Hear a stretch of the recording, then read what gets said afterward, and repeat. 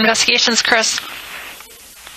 Yeah, hi, Chris. This is Kim Pratt. You had left me a message. Oh, yes. Yeah. Yeah, no worries. Okay. What can I help you with? Well, I understand that you were the driver that would drive Prince, correct? I used to, yes. For total transportation? Or that you did, or privately? I guess the reason why we got your number, just if you're curious, is obviously we're the investigators investigating his death, and we came across your name and phone number in some of his paperwork. Right. So. Yeah, I worked for him primarily for, the last 3 years directly and pretty consistently, and then for 5 years. Well, the 2 years before that, it was hit and miss, but yeah, I did. Okay. I was wondering if you would be willing to sit down and talk with us, or if there was anything that you might be able to help in this investigation as far as... Sure. Any insight that you might be able to give us or anything like that. And I don't know when would be a good time, or if even if you want to just talk right now over the phone, that's fine too, if this works for you. Or if you would like to meet. I had just noticed, that like the day of the plane landing in Moline, that you and Kirk had been talking based on phone records. Right. Yeah. Because I was supposed to pick him up. I was sitting at the airport waiting for him to come in. Okay. All right. So that's just some of the things that I just wanted to clarify. Is there anything that you could help us with understanding of things that you guys would do or places that you would go? Is there any frequent places that you guys would go or that you'd take him? Oh, yeah. I was his preferred chauffeur for the last 3 years, and I got to be honest, he was a really great person, and I really super miss him. Well, I'm sorry. We were friends. Okay, I'm very sorry. And yeah, it's. Okay. The whole thing was. It's okay. The whole thing was just unexpected. I didn't know everything that was going on until, of course, all this came out in the papers. But I took him, his frequent places that he loved to go, and I was with him Tuesday night before he passed. And he went to the Dakota Jazz Club to see an artist who was playing there, and he was excited because she agreed to come and play at Paisley because he was going to do the summer concert series at Paisley Park and have different acts come in, and that was kind of what he was going to work on, for the future. And so he loved to promote and work with new artists who were up and coming. Okay. And then after that, we went to... Sorry, this is really hard because I miss it so much. I'm sorry. After that, then we went to the Dakota Jazz, and I took him over to the Calhoun Beach Club because he met with some people there and just had I don't know what... I didn't sit in there in the conversation, but he had dinner and... I don't know if it was an appetizer or whatever with a couple of friends. And then from there, we all went out to the movies in Edina. He would frequently rent out a movie theater, and then we would all go in and watch the movie with him. Because it was like a family, really. Okay. And then I took him home, and that was Tuesday morning. He died, Thursday? So this was Tuesday morning. By 2 a.m., I believe, I dropped him off. And his assistant was with him, Marone Bacure. Yeah. And I dropped her back, I think, at the hotel. And then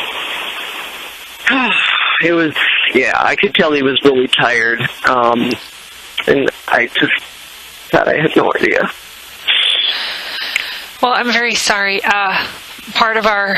no, it's okay. I want to help. Okay, good. Well, that's part of the reason why we were reaching out to you. Is just because, a lot of... he was a very private person from what I've been told. I Absolutely. never met him, and so people, like you said, the family that were closest to him... I guess, who would you say were the closest to him with just what you knew of the people that were the most?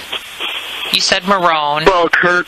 And Kurt. Yeah, Marone and Kurt. Marone worked for him, yep. But she was only working for him for maybe the last year. She hadn't been an ongoing person in his life. Just within the last year, maybe a little over a year, she worked for him. But Kirk, for sure. I mean, in all the 5 years that I worked for him off and on, Kirk was a steady influence in his life.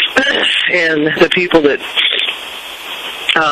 he had dinner with that night at Dakota Jazz were his drummer, Hannah, and her, Hannah and Josh, Okay. Josh worked with her, and Josh, anyways, Hannah and Josh, Hannah was pregnant. I mean, she wasn't going to drink it. Yeah. It was... was he and Larry Graham still close that you knew of, or not? You know, he and Larry were tight for a long time, but that seemed to kind of... I didn't notice over the last year that relationship didn't seem as strong to me as it had been. Okay. But I don't know everything that was obviously said or done, and I just know that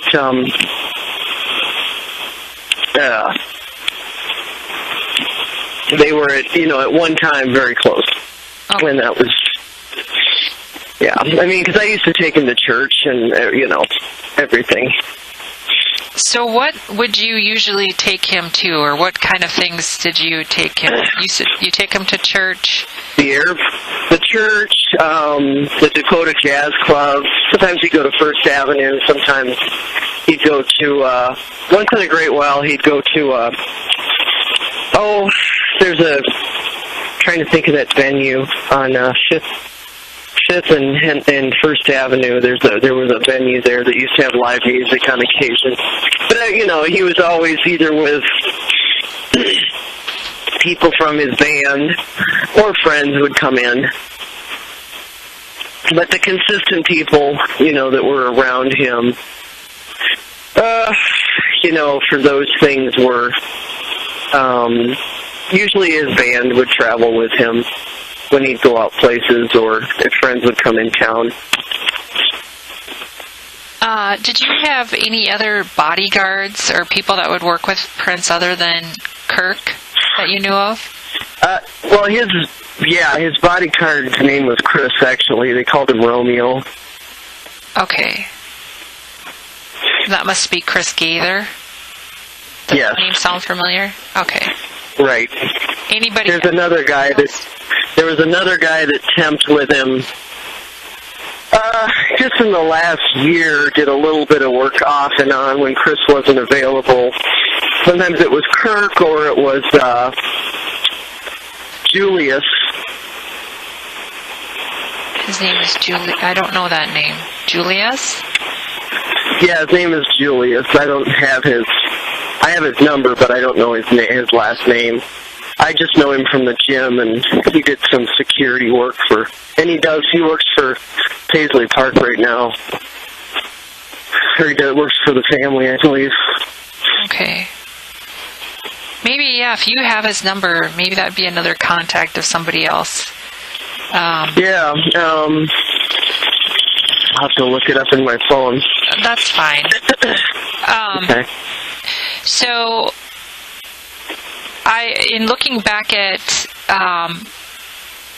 so Tuesday, it would have been the 19th, then would have been the last time that you talked to Prince, and that was the last time that you chauffeured for him. Yep, that was 2 a.m. on Tuesday, yep. Okay. And so you would normally just would Kirk kind of text you or call you and what's the communication about, we're coming here, or we're going to go there, or what is it? Did you usually stay in the car, or did you go with him inside, or it depends? Oh, it depends. All of the above. Okay. Okay. It was whatever sometimes it was they'd ask me to come in, and sometimes it was, I sat out in the car and But typically what would happen is his assistant, whoever worked for him, would contact the company I was working for, which was Premier Transportation at the time. And from that standpoint, I would get the work, or they would call, and usually I would get a follow-up text from his assistants.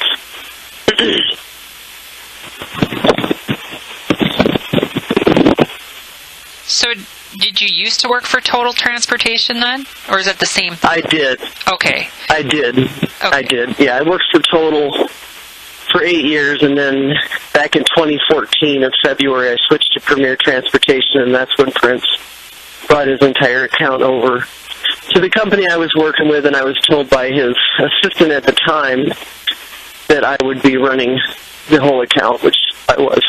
That's very flattering. So. Yeah, it was. It was. Okay. So he moved the account over in 2014 when you went to Premier. Okay. Right. Let us say the card I found had Total Transportation, so it must have been an old business card of yours. Right, and that was my old business card. Okay. Yeah.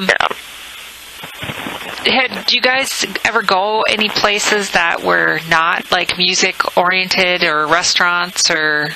Oh yeah, I mean his favorite place to eat was,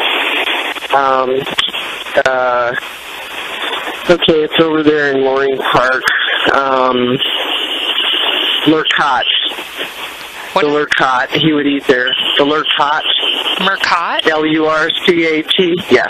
Lorcut? Lurcat, it's French. Lurcott. Okay. Anything else that you can think of things that you guys had done? I'm just trying to kind of get an understanding of... Well, that was his favorite place to eat. The Dakota Jazz was his favorite place to go to hear live music. And he went to church at the Minnetonka. I take him there and to the airport. I mean, he was always traveling. He was always working. He had an incredible work ethic. I mean, he was just worked like a dog. He was just, like I said, if it wasn't working on his own music, it was somebody else's. Yeah. So did you have any, you said you didn't have any knowledge of any drug use or anything like that by him at all? No, that's why I was so shocked when all this came out. I just didn't. I mean, on occasion I'd see him have a drink or whatever, but big deal, don't we all? Right, right. But never anything excessive or... He was very, very meticulous about his diet and what he ate, and so, yeah, I mean, I didn't even know all... I mean, and even when he was coming back from Moline, I didn't realize what had happened. I mean, I didn't find out until I think it came out in the press a week later what had happened in Moline. So how did Kirk explain to you that night then when you were at the airport? What did he say happened? Just that he was in the hospital and that he was dehydrated. Okay. And so, and honestly, I've seen that before because he works hard and then he would do these flyouts and he'd do 2 shows in a row or 2 nights back to back, 4 shows, and then he would, he was wiped out. And usually the band was wiped out. Yeah. Just because it's hard work, Yeah. Putting a show together, he's working on the music and then the costumes, and it's a lot to arrange. It's a lot of responsibility. So nothing... Kirk texted you that night. There was nothing that was... you were waiting for him, but there was nothing... I mean, that's just... You'd seen it before, him being... You just assumed that he was dehydrated. Yeah, I didn't, just that he was... Actually, what I was told was that he was going to come back. They were going to leave as soon as they could. And, but he told me, because it was 5 a.m. in the morning, and he just wanted to know... I just said to Kirk, I said, well, do you want me to wait, or should I leave, or what should I do? And he just said, no, go ahead and go, and we'll contact the company when we're coming in the morning. And then or whenever they can get the next plane, because they had to wait for another plane because after so many hours, those guys get timed out. Okay. And a lot of times he would hang back at different shows, if he'd play a party or he'd do something. And so that wasn't unusual for him to be late, or to change his mind when he was going to come back. Okay. But I didn't realize it was to the extent. I mean, Prince told me when he got in the car that he had the flu and that he wasn't feeling well. And that was before they flew out. And, of course, he was with Judith Hill. And that's what he told us when he got in the car, was that he had the flu and he wasn't feeling well. When you said tell us, was there somebody else in the car with you? Judith and I. Oh, just Judith. Okay. When I dropped him. Yeah, Judith and I, when I dropped him off at the airport. I don't remember if Marone went with them or not. No, I don't think she did. Not on that trip. So was that when Judith flew out, or was that when he came in that next morning that he said that he had the flu? That was when they were flying out to do the show in Atlanta. Oh, he told you on the way to the airport that he had the flu and he wasn't feeling good. Right, and so when I got the call, from Kirk stating that they weren't coming, that he wasn't feeling well, that he was dehydrated, whatever, I just assumed it was because of the flu. I didn't think anything. Okay, I'm sorry, I misunderstood you. So that was before he even left, and so it all made sense then when Kirk got a hold of you and said, he's in the hospital, he's dehydrated, because he had told you before that he had the flu, so... Right, and that's what he told me, that he wasn't feeling well. And you could tell he wasn't. I mean, I knew he was. Okay. But, he had all these gigs, and the show must go on. Yeah. Did he ever, I guess, when he went to the doctor, did you take him or did Kirk take him? I did not take him. I never did any of that. Okay. No. All right. I'm trying to think of questions. Yeah, go ahead. Did he ever ask you to go get any packages for him or anything, to pick up anything for him ever?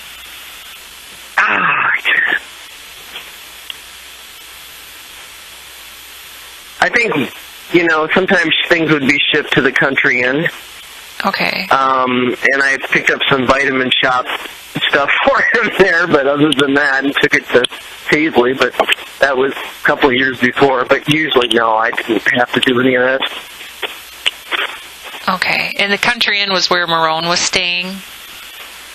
Right. Yeah. Okay. 78th Street, I think it is. Yep. That's in Chan here. Yeah. So, that was, so a couple years ago you had to pick up some vitamins? Yeah, and it was from and it was right on their vitamin shop, and closely, I picked up, people would fly in to see him, and that was mainly my job, was picking them up and taking them to see him. Okay, so more and vice versa, taking him places. Okay. Right. And regular, anybody flying in with friends or whatever. So that was my job. Do you think, Kim, that he and Judith Hill were in a relationship, or were they friends, or what would be your take? I think they were friends. Okay.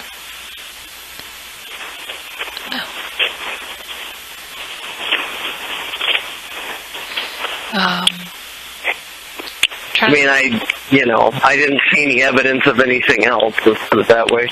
Okay. Is there anything that I haven't asked you that you think would be important for us, knowing, that what we're trying to find out, obviously, is where he got the drugs from, Right. Any idea where we would look or anybody we should talk to that you think would be important for us to know?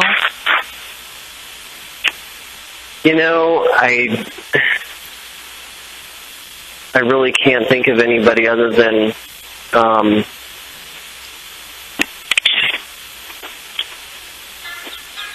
the person that took care of, Kirk was pretty much ran the whole place. His personal assistant was the Marone.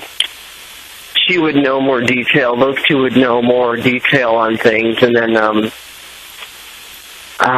Phaedra, his, Yeah. the person that was his estate plant manager, or whatever you want to call her, power of attorney, whatever, she had more privy to that kind of detail. But other than I just would pick people up, and he had so many people that were always coming in, and it was not always the same people. So, and he was a busy guy. I mean, he did not sit still, other than maybe on a Sunday. And even sometimes he'd do a impromptu show on Sunday. Never really knew. Okay. Not sure nothing. Excuse me. No worries. Okay, so his favorite place was that Lurkat? Yeah, to eat dinner. To eat dinner, and then go to jazz, and then he'd go to movies, church. Yep. And that's pretty much it. And yeah. If you get the number for Julius, could you call me back? And if or if I'm not here, you can certainly leave a message too. But did you ever know Sure. Sean that worked security there? Yes, I met Sean. Yep. Do you know anything about him? No. Okay. A lot of these people I just knew on. I mean, he worked with. I mean, it was such a big empire, for lack of a better word. It was really hard to get to know people one-on-one. Okay. All right. I just want to make sure I have your information. Is it Kimberly Sue Pratt? Correct. In 1117 of 67? Mm-hmm. Okay. And is your address still the 1322 East Minnehaha Avenue East? It is. Okay. Well, you have my number, Kim. I really appreciate you talking to me. Again, it's Chris Wagner. Of course. If there is anything, like after we hang up and you're like, oh, this might be important, or anything that you could think of that would help us trying to figure out where this stuff came from or who we should talk to, please don't hesitate to give me a call. Of course. Okay. Do you have any questions for me? Not at this time. Okay. Not at this time. Yeah, if you think of anything, please let me know. And otherwise, if I have any other questions, is it fine if I give you a call again? Something Of course. Okay. Yep, absolutely. Thank you, and I'm very sorry for your loss. You're welcome. All right. There's loss for all of us, really. Yeah. Well, you knew him more personally than we did, for sure. So. I did, absolutely. Okay. All right. Well, thank you for your time. You for fun. All right, thank you. Bye-bye.